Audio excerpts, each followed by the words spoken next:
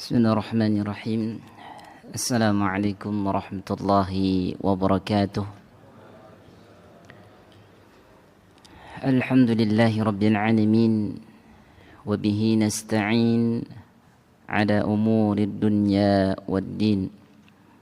Ashhadu an la ilaha illallah wahdahu la syarika lah. Wa ashhadu anna Muhammadan abduhu wa rasuluhu la nabiyya wa la rasula ba'dah. Amma ba'du. Bapak Ibu jamaah sekalian yang dimuliakan Allah, patut kita bersyukur di mana pada kesempatan waktu yang baik ini, di antara waktu-waktu yang baik, Allah Subhanahu wa taala masih memberikan kesempatan kepada kita untuk belajar bersama. Sebagaimana yang telah diinformasikan bahwasanya setiap malam Selasa kita bareng-bareng mengaji.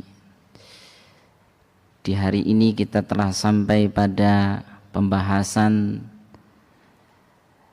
jalan masuk setan ke dalam hati, di mana kita sudah sebutkan pertama yaitu diantaranya adalah marah, kemudian juga hasad, begitu juga dengan sifat tergesa-gesa atau tidak mengecek terhadap persoalan-persoalan, kemudian juga bakhil dan takut fakir, takut miskin, ta'assuf.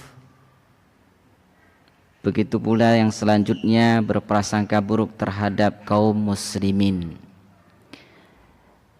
Maka pada kesempatan yang lalu kita sudah mengenal di antara sifat yang tercela adalah tergesa-gesa. Dan pada hari ini kita review kembali tentang bakhil atau takut fakir. Sifat ini Bapak Ibu sekalian, ia memang terikat dengan takut. Takut itu identik dengan tubuh, badan. Tapi bakhil itu identik dengan memang harta. Maka kata bakhil ini pada umumnya Bapak Ibu tidak khusus dengan harta saja, tapi juga tidak terlepas bakhil dengan waktu, tenaga, ya.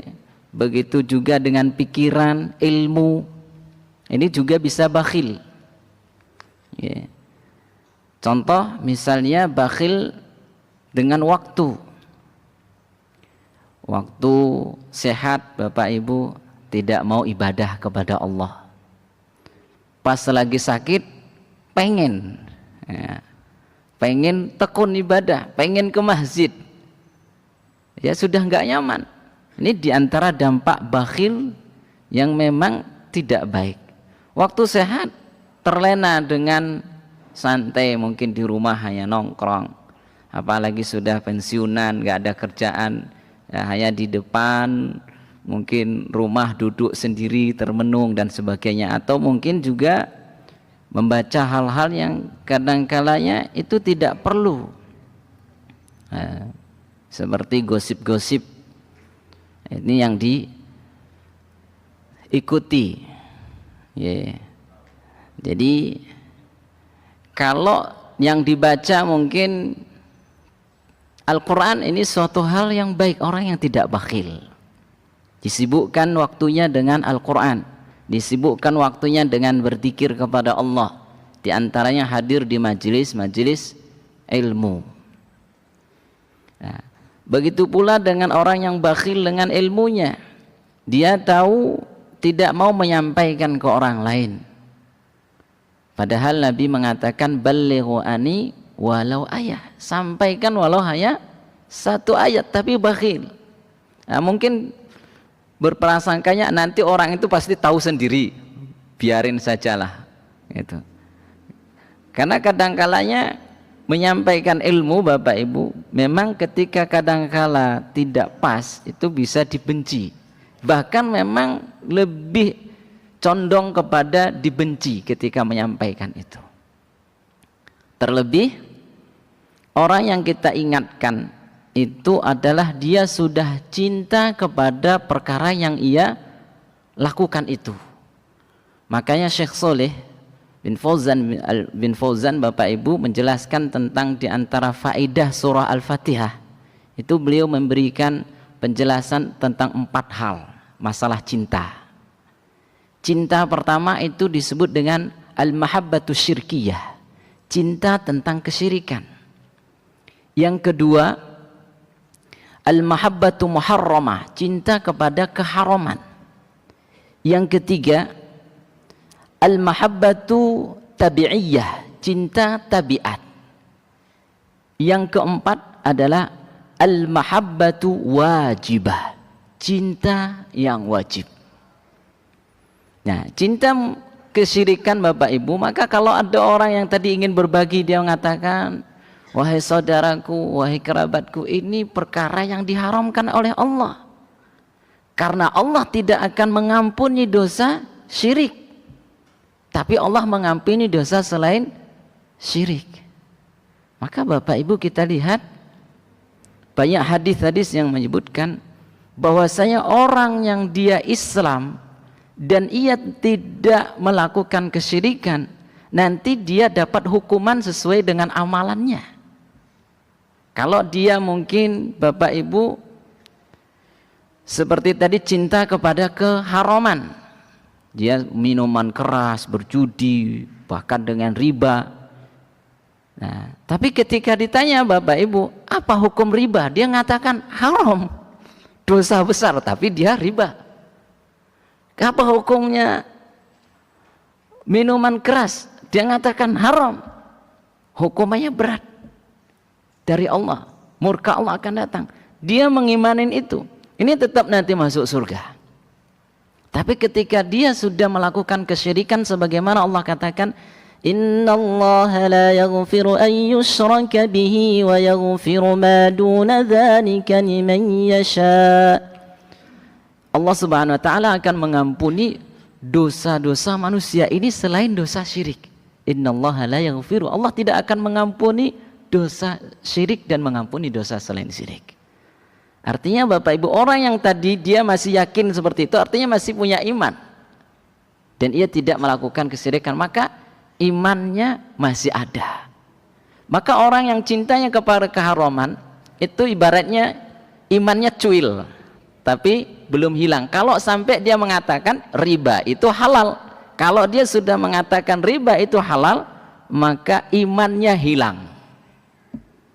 Maka ketika ia mengatakan halal, padahal di dalam Al-Quran dikatakan haram, Allah mengatakan haram, tapi karena ada kesyirikan di hatinya, karena ada keduaan, artinya dia menduakan Allah, takut orang-orang akan lari dari dirinya, takut akan miskin, takut akan nanti melarat kalau ditinggalkan dari atau mengucapkan kata-kata yang haram, sehingga dibenci oleh orang lain, takut tidak ada penggemarnya, sehingga dikatakan dengan yang haram itu disebut halal.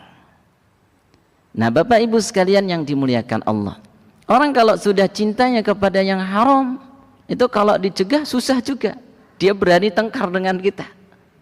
Nah adapun cinta yang tabi'iyah, cinta tabiat itu Bapak Ibu, ya cinta kalau kita mencintai anak kita, anak mencintai bapaknya, suami mencintai istrinya, istri mencintai suaminya, mencintai keluarganya, ini adalah tabiat, boleh hukumnya. Tapi kalau berlebihan, ini pun akan dapat murka Allah. Sebagaimana kita ketahui yang Allah sebutkan di surah At-Taubah, kalau tidak keliru di ayat 24, Qul in kana aba'ukum wa abna'ukum, dan selanjutnya katakanlah Muhammad, kalaulah bapak, saudara dan sebagainya itu termasuk harta Bapak Ibu, rumah kita, kendaraan kita, ini wajar. Jadi kalau dicintai, diperhatikan, itu wajar. Tapi kalau sudah berlebihan, artinya ketika dipanggil oleh Allah bakhil dengan waktunya tadi, lebih sibuk dengan hartanya, lebih sibuk dengan keluarganya, lupa dengan Allah Subhanahu wa taala, maka Allah tidak akan memberikan, wallahu la yahdil qaumal fasiqin. Kata Allah di ayat terakhir itu, Allah tidak memberikan petunjuk kepada orang-orang yang fasik. Nah, Bapak Ibu sekalian yang dimuliakan Allah, memang bakhil ini atau disebut dengan kikir bagian fitnah untuk diri kita. Maka sampai Allah mengisahkan, Bapak Ibu, kenapa kalau hari Jumat itu kita disunahkan baca surah apa, Bapak Ibu? Al-Kahfi. Kenapa kita baca surah Al-Kahfi, Bapak Ibu? Kenapa, Pak? Biar terhindar dari sinten? Fitnah Ya'juj dan Ma'juj, fitnah Dukhan, fitnah kiamat, fitnah Ad-Dajjal. Kenapa fitnah Dajjal? Fitnah Dajjal itu, Bapak Ibu, minimal 4 hal. Pertama, fitnah ibadah. Yang kedua, fitnah ilmu. Yang ketiga, fitnah kekuasaan. Yang keempat ini fitnah harta. Dan empatnya ini, Bapak Ibu, ada di surah Al-Kahfi. Keempat-empatnya ini berbicara di surah Al-Kahfi. Maka ini perlu kita kaji. Fitnah ibadah, yaitu kisah Ashabul Kahfi, ada di surah Al-Kahfi. Kemudian fitnah ilmu, ada di surah Al-Kahfi, tentang Nabi Musa dan Nabi Khidir, ada di surah Al-Kahfi. Kemudian tentang harta, ada juga di surah Al-Kahfi, yaitu tentang 2 kebun, 2 orang yang diberi oleh Allah, ada di surah Al-Kahfi. Kemudian yang terakhir yaitu fitnah kekuasaan, fitnah kekuasaan, yaitu ada di surah Al-Kahfi, tentang Zulkarnain, ada di surah Al-Kahfi. Masya Allah. Maka kita lihat bagaimana orang yang kikir ketika diberi kebun, ada di surah Al-Kahfi Allah sebutkan. Maka ketika diberi, dia takut akan miskin, dia takut akan nanti susah, melarat. Nah, ini Bapak Ibu sekalian berkenaan tentang kikir tadi. Maka termasuk juga orang yang kikir dalam berzikirnya.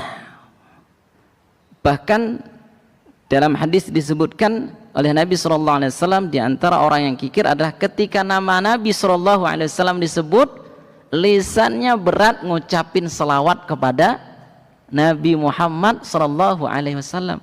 Walam yusalli alayya, kata Nabi. Ketika namaku disebut, dia tidak berselawat kepadaku.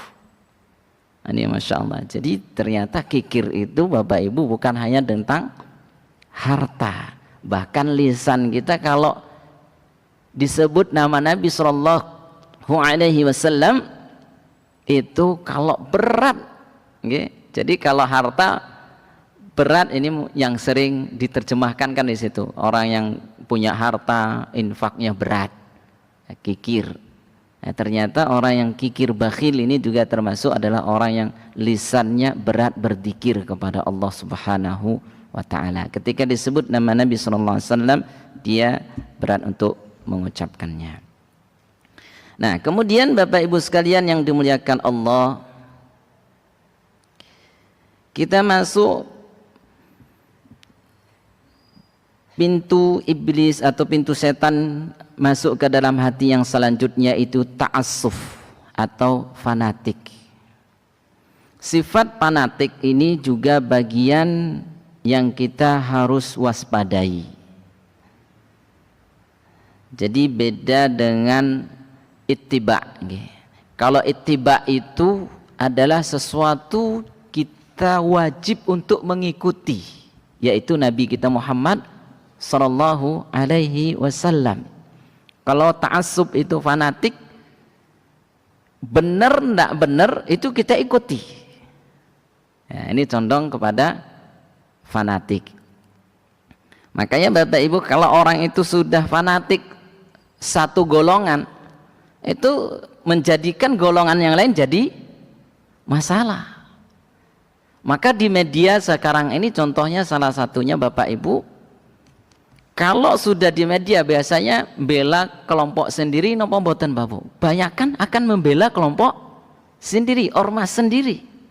Nah, dan yang selalu dikaji pun di media-media itu adalah sesuatu yang berbeda. Ya, padahal Bapak Ibu yang sama ini masih banyak, bahkan lebih banyak yang sama ketimbang yang beda. Tapi yang digembor-gemborkan ini untuk supaya nanti muncul sifat apa? Ta'assufnya, fanatiknya, sehingga ini menjadi faktor Bapak Ibu di antara perpecahan kita. Ini sifat dari ta'assuf, fanatik. Ini kalau orang itu sudah fanatik seperti orang-orang dahulu Bapak Ibu, mereka fanatik dengan nenek moyang mereka. Ketika ibadah, maka mereka mengatakan nenek moyang kami dulu berbuat seperti ini dan seperti itu. Sebagaimana Allah katakan di surah Az-Zuhruf di ayat 23, apa kata Allah? Inna wajadna aba'ana ala ummatin wa inna ala atharihim muqtadun. Inna wajadna, ini orang-orang dahulu mengatakan mereka orang-orang yang ta'assuf, sikap yang taklid buta, ya. Jadi mereka mengatakan sesungguhnya kami mendapati aba'ana, bapak-bapak kami menganut suatu agama dan sesungguhnya kami adalah pengikut mereka, pengikut yang tidak baik. Ini kalau sudah fanatiknya ke situ, mau diapain aja itu susah kembali. Maka Islam ini Bapak Ibu kalau kita kembalikan ke fitrahnya, jadi beda itu hal yang wajar. Tapi ketika kita lihat terus yang beda, maka jadi pertengkar napa mboten Bapak Ibu? Iya, salah satu contoh dalam rumah tangga saja, kalau sang suami ngelihat cacatnya yang kurangnya saja yang dilihat dari istrinya, itu nggak lama itu. Untuk menjadikan awet apa? Melihat yang sama, ya, supaya awet, nggak jadi tengkar, nggak jadi berpisah. Sama umat Islam ini kalau kita lihat Bapak Ibu yang bedanya, yang satu mohon maaf mungkin pakai kunut, yang satu tidak pakai kunut misalnya, yang satu sholatnya bismillahnya dijaharkan, yang satu tidak dijaharkan. Ini kalau ngotot-ngototan yang nggak jadi akun nggak akan mau ikut bareng sholatnya. Tapi kalau kita lihat potretan yang dari posisi samanya lebih banyak, ya mengucapkan kalimat syahadat, tujuannya sama-sama ingin masuk surga, sama-sama juga kalau meninggal itu kain kafannya ya juga jumlahnya ya sama, warnanya juga ya sama, tempatnya juga ya sama, alam barzah, malaikat yang nanya juga ya sama, tempat kembalinya juga ya sama, hanya ke surga atau ke neraka, tidak ada tempat yang lain. Ini kalau kita lihat yang sama ternyata lebih banyak lagi yang sama.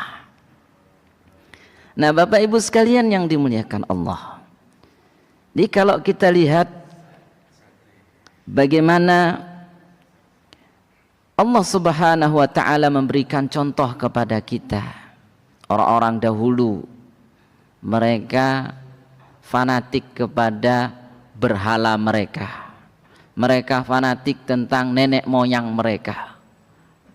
Maka kalau ini yang dilakukan disampaikan ya berani perang, ya. Ini kalau sekarang sama Bapak Ibu, kalau fanatiknya dengan satu ustadz, ini nggak mau ngaji dengan ustadz yang lain, pengennya satu ustadz saja. Nah kalau ustadznya meninggal, kira-kira ngaji mboten Mbak Bu? Ya nggak ngaji. Maka ini yang terjadi di zaman Nabi Shallallahu Alaihi Wasallam. Ketika Nabi ada semangat Tapi tatkala Nabi meninggal, apakah banyak yang murtad Bapak Ibu? Banyak murtad. Kenapa? Karena mereka bukan mengikuti Nabi SAW, tapi hanya fanatik dengan akhlaknya Nabi saja. Hanya fanatiknya yang dikedepankan. Sehingga ketika Nabi SAW meninggal, mereka tidak mau lagi mengeluarkan zakat, mereka tidak lagi ke masjid. Kenapa? Alasan mereka sebagaimana yang kita pernah kaji di kitab Syama'il Muhammadiyah, Bapak Ibu, orang-orang yang murtad, orang-orang yang nggak mau membayar zakat, alasannya mereka apa? Alasannya kan Muhammad sudah tidak ada ya. Makanya Abu Bakar menyebutkan satu ayat bahwasanya Nabi Muhammad itu meninggal dan kalian pun akan meninggal. Nah, maka dengan demikian Umar bin Khattab pun sadar, iya. Pada saat itu Umar bin Khattab sudah kencang, Bapak Ibu, siapa yang bilang Nabi Muhammad meninggal akan saya penggal lehernya. Nah, ketika itu disampaikan, iya, yang kita sembah ini bukanlah Muhammad. Muhammad hanya ikutan kita, hanya panutan kita. Tapi yang kita sembah ini adalah Allahu Ahad, Allahus Samad, lam yalid wa lam yulad wa lam yakul lahu kufuwan ahad. Allah yang esa, Allah yang satu, Allah yang memang tempat kita untuk bergantung, Allah tempat kita untuk berlindung, Allah tempat kita untuk mengadu, Allah tempat kita untuk memohon. Maka Bapak Ibu sekalian, kembali tadi ke poin surah yang sering kita ulang-ulang di setiap sholat, yaitu surah Al-Fatihah. Ternyata di surah Al-Fatihah itu Bapak Ibu tersirat 3 tauhid.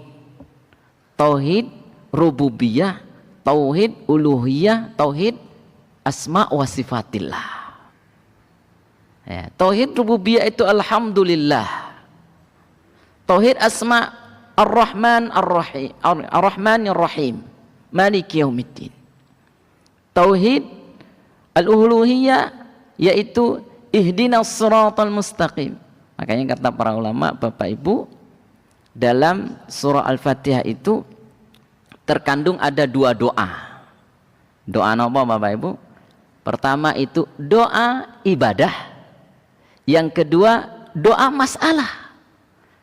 Doa ibadah itu adalah ketika kita mengucapkan Alhamdulillahi Rabbil Alamin, Ar-Rahmanir Rahim, Maliki Yaumiddin. Ini doa. Doa ibadah. Ketika kita sholat pun diartikan doa. Baca Quran dikatakan doa. Tapi ketika Bapak Ibu lagi punya masalah, pengen diselesaikan masalahnya, doa apa pembuatan? Doa. Maka doa berikutnya yang disebut dengan doa masalah yang ada di surah Al-Fatihah, pesannya adalah ihdinas siratal mustaqim. Ini. Nah, orang-orang yang ta'assuf, kembali kepada ta'assuf, orang-orang yang fanatik Bapak Ibu sekalian, tidak condong kepada dalil, tapi condongnya kepada orang yang mereka fanatiki. Kalau tadi ormas, kalau di dalam Al-Quran mengatakan ya sembah hanya kepada Allah, ya mungkin juga hadis menyebutkan kalau ibadah itu sesuai dengan sunnah Nabi SAW, hadisnya jelas, sahih. Kalau sudah ta'assuf tadi mengatakan tidak, ustadz saya mengatakan demikian, kiai saya menyampaikan seperti ini, di ormas saya pembahasannya seperti ini, kalah Qur'annya, kalah hadisnya. Ini kalau sudah masuk kepada ta'assuf, fanatik. Jadi buta Bapak Ibu. Jadi ketika melihat sesuatu itu menjadi salah, seolah-olah Al-Quran itu nggak sempurna, yang sempurna itu adalah ikutannya tadi, yang dipanatiki.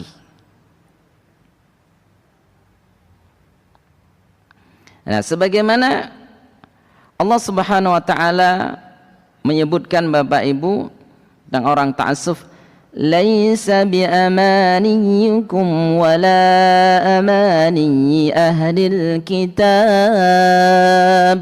Kata Allah, apakah yang dari Allah itu bukanlah menurut angan-anganmu yang kosong dan bukan pula menurut angan-angan ahli kitab. Ini kalau orang yang sudah ta'assuf tadi merasa yang dari Allah itu tidak pas, yang dari Nabi itu enggak sesuai. Padahal Bapak Ibu, Imam Syafi'i sendiri itu mengatakan kalau ada kata sikapnya yang tidak sesuai dengan Al-Quran, artinya bertentangan dengan Quran, tinggalin dia, jangan diikuti. Ini kata Imam Syafi'i. Nah, sebagaimana juga dikatakan Imam Syafi'i di kalimat yang lain, kaum muslimin telah berijma' atau bersepakat bahwa barang siapa yang telah melihat sunnah Rasulullah SAW dengan jelas, maka ia tidak boleh meninggalkannya lantaran mengikuti pendapat seseorang. Nah, ini kalau sudah melihat ada hadis, Bapak Ibu sekalian, dikatakan misalnya sunnah jenggot, ya, sunnah jenggot, mengatakan ini kurang pas di zaman sekarang. Nah, ini. Padahal ini adalah sunnah, hadisnya jelas, Nabi lakukan. Nah, hal yang seperti ini Bapak Ibu kadang akhirnya mendapat pendapat pribadi atau logika yang dipakai, bukan lagi hadis. Nah, maka Imam Syafi'i sampai mengatakan kalau ijma' artinya kesepakatan itu sudah dilakukan dan hadis Nabi itu sahih, diikuti, jangan diikutin seseorang. Tapi orang yang fanatik Bapak Ibu, dia akan selalu mengedepankan orang yang dicintainya, orang yang memang dijadikan panutannya. Makanya kita lihat seolah-olah perkataan salah satu tokoh misal yang sudah difanatiki Bapak Ibu di masyarakat awam itu akan bisa disebut tidak berani apa-apa kalau sudah si fulan mengatakan seperti ini misalnya. Salah satu contoh misalnya jangan ke masjid, jadi dilarang ke masjid sebelah, karena sebelah beda, maka nggak ada yang berani ke masjid ngaji Bapak Ibu. Kenapa? Karena yang melarang orang yang ditokohkan misal. Nah, padahal Nabi perintahkan masjid dimanapun ya kita datangin. Ya, Allah perintahkan kita kemanapun masjid ya kita bisa sholat di situ. Ya, banyak sekali Bapak Ibu sekalian hal-hal yang memang berkenaan tentang sifat ta'assuf ini, di mana akan merusak sosial kita, merusak akidah kita, merusak mental kita. Jadi ketika sudah fanatiknya tinggi, ya ini akan menghambat kecerdasan kita. Yang salah itu bisa terlihat jadi benar, yang benar itu bisa terlihat menjadi salah. Ini kalau sudah fanatiknya tinggi. Bapak Ibu sekalian yang kami muliakan, kemudian berikutnya penyakit atau pintu setannya masuk ke dalam hati, yaitu berprasangka buruk terhadap kaum muslimin. Ini juga bagian dari larangan Allah Subhanahu wa taala sebagaimana disebutkan di surah Al-Hujurat, ya ayyuhalladzina amanu ijtanibu katsiran minadh-dhanni inna ba'dadh-dhanni itsm. Kata Allah yang artinya, ya ayyuhalladzina amanu, wahai orang-orang yang beriman, jauhilah kebanyakan prasangka atau kecurigaan, karena sebagian dari prasangka itu dosa. Jadi kalau kita lihat ada orang yang melakukan sunnah, Bapak Ibu, kita tuduh padahal tidak ada dalil, tidak ada bukti. Seorang muslimah kita katakan berzina atau melakukan suatu hal yang diharamkan oleh Allah atau yang lainnya, menuduh seperti ini diharamkan oleh Allah Subhanahu wa taala. Termasuk juga Bapak Ibu, kadang-kalanya sikap-sikap yang tadi kita sebutkan tentang cinta, ya, cinta yang wajib ini adalah termasuk ketika ada perintah Allah, itu wajib kita cintai walau kita belum bisa melakukannya, ya, apalagi kita sudah nggak bisa melakukan, benci sama orang yang melakukan, mengumbar-umbar, artinya menyebarkan fitnah kepada orang yang melakukan sunnah, ya.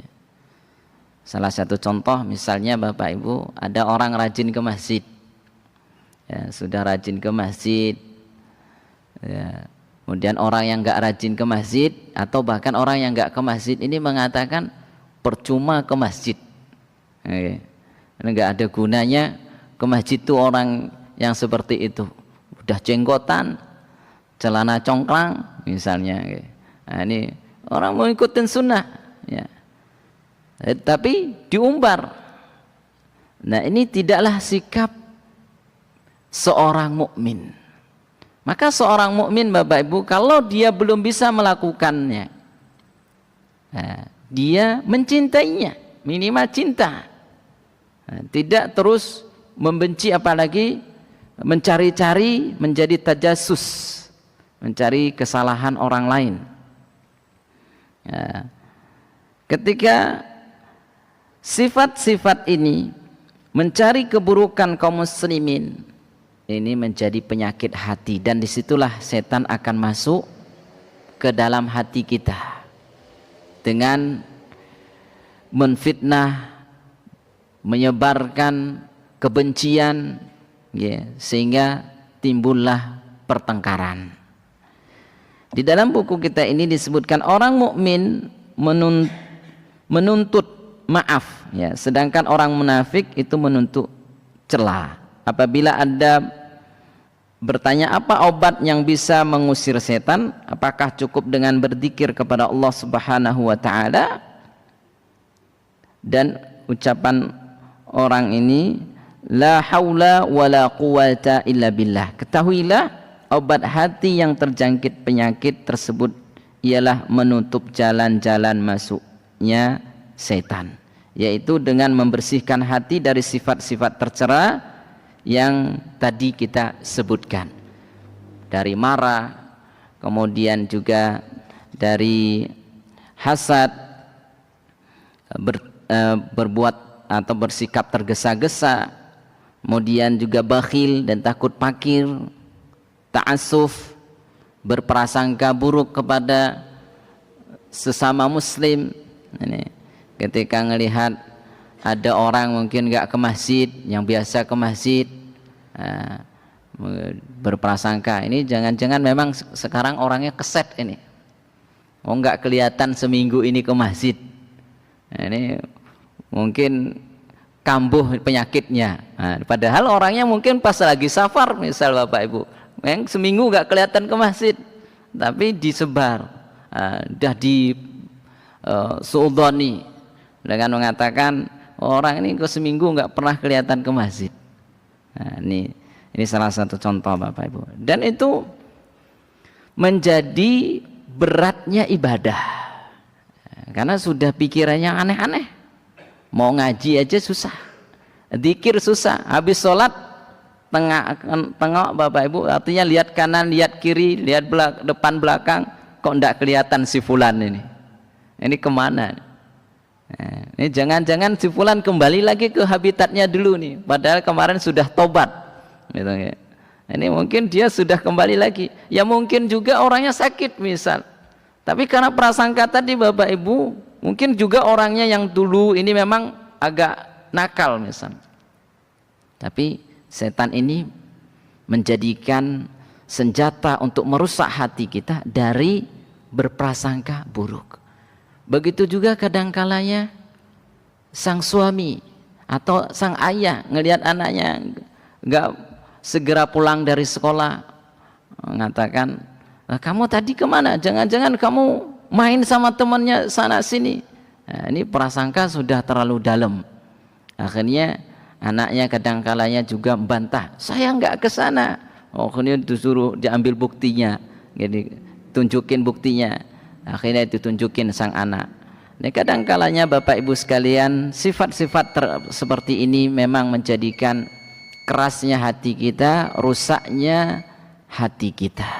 Dan inilah bagian dari pintu-pintu setan menjadikan rusaknya hati kita, dan bahkan rusak amalan kita, rusak hubungan sosial kita, rusak juga hubungan ibadah kita.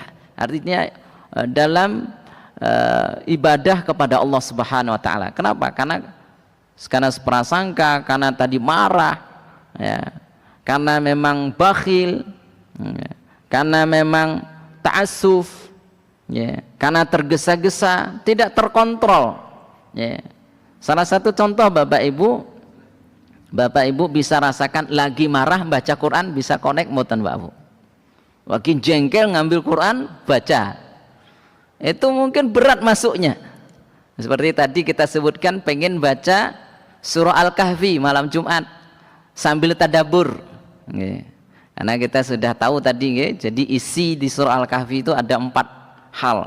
Nah, kisah Ashabul Kahfi, kisah Zulkarnain, kisah 2 orang yang diberikan kebun oleh Allah, kemudian kisah Nawa Bapak Ibu, yang satu lagi Nawa Pak, kisah tadi Nabi Musa sama Khidir. Nah, monggo nanti dibaca, itu rahasia. Nah, sebelum saya tutup Bapak Ibu, maka inilah diantara faedah kenapa kita baca Al-Kahfi, supaya kita paham itu nanti akan terkena juga fitnah Dajjal itu di situ. Pertama, ibadah. Semua orang nanti akan diperintahkan Dajjal ibadah kepada Dajjal. Makanya diceritakan Ashabul Kahfi, ya, supaya kita akan mengulang, mereview terus itu, iman kita diperkuat. Karena orang yang tidak beriman nanti semua ibadahnya ke siapa Bapak Ibu? Ketika Dajjal turun, ke Dajjal. Nah, kemudian juga ada ilmu di situ. Bagaimana Nabi Musa merasa punya ilmu, ya, merasa nggak ada orang yang ibaratnya sehebat Nabi Musa, dipertemukan dengan Nabi Khidir. Nah, ini supaya kita tidak sombong dalam belajar, yang punya ilmu ini tidak sombong. Kemudian juga tentang harta. 2 orang yang diberi tadi adalah dengan apa? Dengan kebun, ya. Yang satu sombong, yang satu bersyukur kepada Allah SWT. Maka begitu pula dengan Zulkarnain. Bagaimana ketika kita punya jabatan, maka Zulkarnain Bapak Ibu tidak pernah bakhil dengan permohonan rakyatnya. Makanya kita kenal dalam sejarah Zulkarnain itu berdakwah mengelilingi bumi ini sampai ketemu ada kaum yang selalu diganggu oleh Ya'juj dan Ma'juj, sehingga Zulkarnain itu membangunkan benteng yang kokoh. Dan itulah 4 perkara yang ada di surah Kahfi. Nah, kalau kita marah tadi hatinya sudah rusak Bapak Ibu, ngaji susah, apalagi memahami 4 hal ini, mentadaburi, kemudian menghubungkan dengan pribadi kita, ini berat. Maka oleh karenanya Bapak Ibu, kita perlu membersihkan hati kita. Insya Allah di pertemuan berikutnya nanti kita akan membahas tentang tanda-tanda penyakit hati. Apa sih gejalanya? Bagaimana akan reaksi ketika hati kita ini sudah terjangkit penyakit hati? Wa sallallahu ala nabiyyina Muhammad wa ala alihi wasallam wa akhiru da'wana alhamdulillahi rabbil alamin. Subhanakallahumma bihamdik asyhadu an la ilaha illa anta astaghfiruka wa atubu ilaik. Wa billahi taufiq. Assalamualaikum warahmatullahi wabarakatuh.